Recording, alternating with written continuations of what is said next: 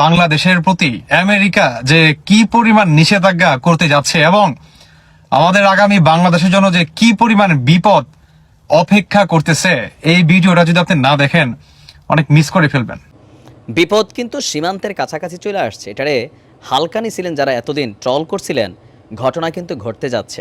তো এই মুহূর্তে সরকারের উচিত সীমান্তকে আরেকটু টাইট করা, কয়েক প্লাটুন সেনাবাহিনীর পাশাপাশি বিজিবি, র্যাব যা আছে মোট কথা আমাদের স্টকে সবই দেওয়া দরকার। তাও কোথায়?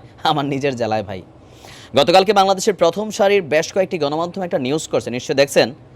শেখ হাসিনা যা বলে তা করে, আওয়ামী লীগের নেতারা কিন্তু এমনটা বিশ্বাস করে, আবার বাংলাদেশের অনেক জনগণও বিশ্বাস করে। কোন কথাটা? সীমান্ত দিয়ে চট করে ঢুকে যাব। শেখ হাসিনা ঢুকুক না ঢুকুক, সীমান্তের পাশে কিন্তু চলছে বিশাল আয়োজন। প্রথম সারির গণমাধ্যমগুলোর করা নিউজ বলছে, কুমিল্লা সীমান্তে ভারতে পালিয়ে যাওয়া ৬ জেলার আওয়ামী লীগের নেতাকর্মীরা একটা বৈঠক করেছে।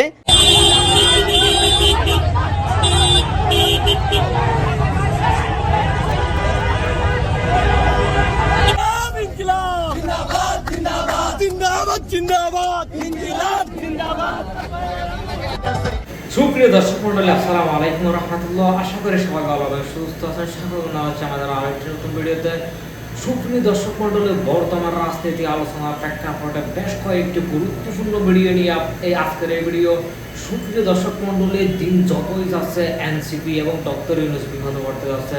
সুপ্রিয় দর্শক, আপনারা আশা করে বুঝতে পারছেন ইতিমধ্যেই আজকের ভিডিওটা কতটা গুরুত্বপূর্ণ। আমার মনে হয় সুপ্রিয় দর্শক, এনসিপি দলটা খুব বেশি দিন আর টিকবে না।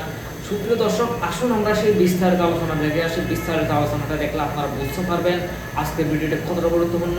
আপনারা কিছু না কিছু অবশ্যই রাজনীতি আলোচনা সম্পর্কে বুঝতে পারবেন। সুপ্রিয় দর্শক, আসুন কথা না বাড়িয়ে সেই সম্পূর্ণ বিস্তারিত আলোচনাটা দেখে আসি। তার আগে আপনাদের প্রতি আমার একটা ছোট্ট রিকোয়েস্ট, যারা আমার চ্যানেল এখন নতুন, চ্যানেলটি সাবস্ক্রাইব করে আমাদের সাথেই থাকুন। ইতিমধ্যে যারা চ্যানেলটি সাবস্ক্রাইব করছেন আপনার অসংখ্য ধন্যবাদ। সুপ্রিয় দর্শক, আসুন আমরা সম্পূর্ণ ভিডিওটা দেখে আসি। সবাই আমার সাথে একসাথে পড়েন, লা ইলাহা ইল্লা আনতা সুবহানাকা ইন্নী কুনতু মিনাজ জালিমিন। এটা হচ্ছে বিপদে পড়লে সম্ভবত বাঁচার দোয়া। বিপদ কিন্তু সীমান্তের কাছাকাছি চলে আসছে। এটারে হালকা নিছিলেন যারা এতদিন ট্রল করছিলেন, ঘটনা কিন্তু ঘটতে যাচ্ছে। তো এই মুহূর্তে সরকারের উচিত সীমান্তকে আরেকটু টাইট করা, কয়েক প্লাটুন সেনাবাহিনীর পাশাপাশি বিজিবি, র্যাব যা আছে মোট কথা আমাদের স্টকে সবই দেওয়া দরকার। তাও কোথায়? আমার নিজের জেলায় ভাই। গতকালকে বাংলাদেশের প্রথম সারির বেশ কয়েকটি গণমাধ্যম একটা নিউজ করছে, নিশ্চয়ই দেখছেন। শেখ হাসিনা যা বলে তা করে, আওয়ামী লীগের নেতারা কিন্তু এমনটা বিশ্বাস করে, আবার বাংলাদেশের অনেক জনগণও বিশ্বাস করে। কোন কথাটা? সীমান্ত দিয়ে চট করে ঢুকে যাব। শেখ হাসিনা ঢুকুক না ঢুকুক, সীমান্তের পাশে কিন্তু চলছে বিশাল আয়োজন।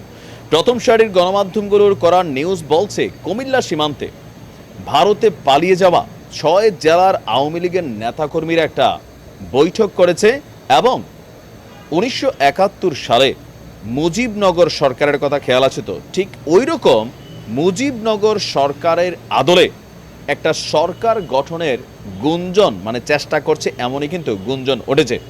আর এটা নিয়ে আপনার গতকালকে সারাদিন নানান বক্তব্য সোশ্যাল মিডিয়াতে ছিল।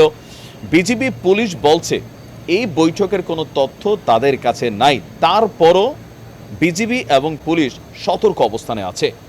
তো সত্যি সত্যি যদি শেখ হাসিনা সীমান্তের কাছে কখনো আসে, পুলিশ বিজিবি দিয়ে কাজ হবে?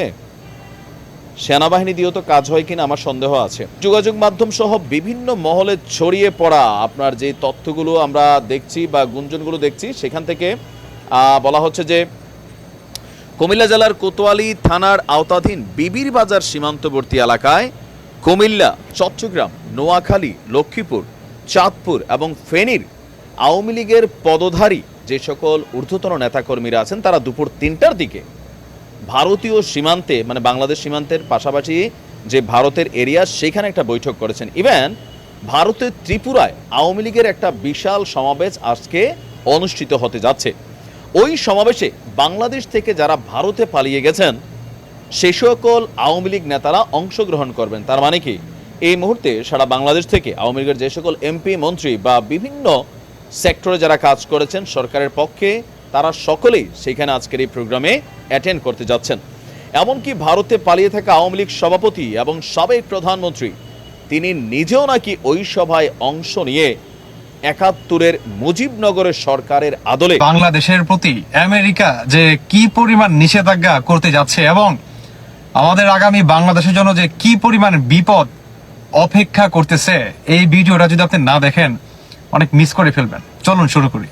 মোহাম্মদ ইউনূস সাহেবের জন্য খুবই খুবই খারাপ সংবাদ। এর পাশাপাশি বাংলাদেশ নামক রাষ্ট্রের জন্য খারাপ সংবাদ, বাংলাদেশের ব্যবসায়ীদের জন্য খারাপ সংবাদ, বাংলাদেশের শ্রমিকদের জন্য খারাপ সংবাদ। সকল দিক থেকেই এটা খারাপ সংবাদ। আমরা তীব্র নিন্দা এবং প্রতিবাদ জানাচ্ছি। রাজনীতির কারণে কেউ যদি মনে করে থাকেন যে আমেরিকা এই মুহূর্তে নিষেধাজ্ঞা দিলে ভালো, সরকার বিপাকে পড়বে, কেউ যদি ভাবেন আমরা যারা আওয়ামী লীগ আছি আমাদের জন্য সুবিধা হবে, আপনি বাংলাদেশের প্রতি ভালোবাসাটা এখনো তৈরি হয় নাই। দর্শক, ভারতকে এটা নিয়ে আমরা খুবই শক্তভাবে সরকারের পক্ষ থেকে এটাকে ব্রিফ করা দরকার। কারণ যুক্তরাষ্ট্রের প্রেসিডেন্ট ডোনাল্ড ট্রাম্প এবং দেশটির কংগ্রেসের মাধ্যমে বাংলাদেশের বিরুদ্ধে একটা নিষেধাজ্ঞা আরোপের চেষ্টা শুরু হয়ে গেছে। বলা হচ্ছে যে এই কাজটা করবেন এক ভারতীয় আমেরিকান নেতা এবং তাদের টিম। বাংলাদেশের বিরুদ্ধে নিষেধাজ্ঞা আরোপে এই ভারতীয় নেতা সহ তাদের যে টিমরা আছেন তারা কাজ করবেন। ভারতীয় আমেরিকান নেতা ডাক্তার ভারত বড়াই বার্তা সংস্থা পিটিআইকে বলছে, নির্বাচনের আগে বাংলাদেশের সংখ্যালঘুদের উপর নির্যাতনের যে অভিযোগ তুলে ডোনাল্ড ট্রাম্প পোস্ট দিয়েছিলেন সেটি তাদের উদ্বুদ্ধ করেছে। আর এই বিষয়টিতে মানে তারা এখান থেকে উৎসাহ পাইছে আর কি। আর এই বিষয়টাকে কাজে লাগাইয়া বাংলাদেশের উপর নিষেধাজ্ঞা দিতে তারা ট্রাম্পকে উদ্বুদ্ধ করার চেষ্টা করবেন। ইভেন তারা বলছেন তারা সফল হবেন। এই ভারতীয় আমেরিকান নেতা বলছেন বাংলাদেশের হিন্দু এবং তাদের মন্দিরে যে হামলার ঘটনাগুলো ঘটেছে সেই ব্যাপারে ডোনাল্ড ট্রাম্প সাহসী বিবৃতি দিয়েছেন। তিনি একজন সাহসী ব্যক্তি। যদি পরিস্থিতির উন্নতি না হয় তাহলে তিনি বাংলাদেশের বিরুদ্ধে অর্থনৈতিক নিষেধাজ্ঞার কথা চিন্তা করতে পারেন। বাংলাদেশের উপর নিষেধাজ্ঞা দিতে ট্রাম্পের কাছে পৌঁছাতে ভারতীয় আমেরিকানরা সক্রিয়ভাবে কাজ করছে বলেও তিনি জানিয়েছেন।